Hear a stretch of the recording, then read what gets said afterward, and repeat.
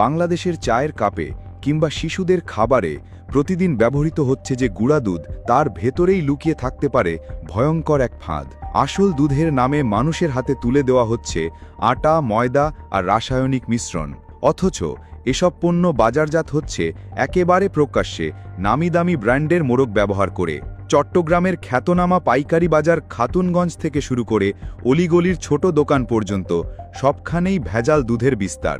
প্রশ্ন জাগে, কোটি মানুষের প্রতিদিনের খাদ্যাভ্যাসের সঙ্গে জড়িয়ে থাকা এই পণ্য কিভাবে এমন অবাধে বিক্রি হতে পারে?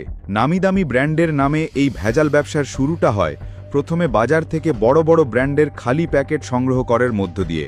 এরপর মেয়াদোত্তীর্ণ গুঁড়া দুধ, আটা ও ময়দা মিশিয়ে বানানো হয় ভেজাল দুধ।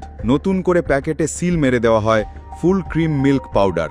বিশেষভাবে আলোচনায় আসে এনজিএস ফুড প্রোডাক্টস, যাদের নামে বাজারে গুঁড়া দুধ বিক্রি হচ্ছিল দীর্ঘদিন। শুধু এনজিএস নয়, স্যানো, নার্কস, ফেয়ারলাইফ, পিপলম সহ অন্তত অর্ধ ডজন ভেজাল ব্র্যান্ড একইভাবে বাজারে প্রচলিত। এসব দুধে মেশানো হয় শুধু আটা, ময়দা নয়, কখনো পাউডার কেমিক্যাল, ফরমালিন, এমনকি ডালডার মতো ক্ষতিকর উপাদানও। 2023 সালের ফেব্রুয়ারিতে পরিচালিত এক অভিযানে চট্টগ্রামের উত্তর কাট্টলী থেকে ধরা পড়েন এনজিএস ফুড প্রোডাক্টসের ম্যানেজার সাগর দে। তাকে 15 দিনের কারাদণ্ড ও 2 লাখ টাকা জরিমানা করা হয়। কিন্তু এতে কি বন্ধ হয়েছে এই ব্যবসা? বরং অভিযোগ রয়েছে একই কায়দায় অনেকেই এখনও কার্যক্রম চালাচ্ছে। আটক হওয়া সাগর দেয়ের স্বীকারোক্তিতে উঠে আসে ভয়ঙ্কর তথ্য। ভেজাল দুধ বাজারজাত হয় 2 গ্রুপে ভাগ হয়ে। একটি গ্রুপ কমিশন দিয়ে খাতুনগঞ্জ, পাহাড়তলি বা রিয়াজউদ্দিন বাজারের মতো বড় মোকামে সরবরাহ করে। অন্য গ্রুপ লক্ষ্য রাখে অলিগলির ছোট দোকান, যেখানে সরাসরি গ্রাহকরা ধরা পড়ে।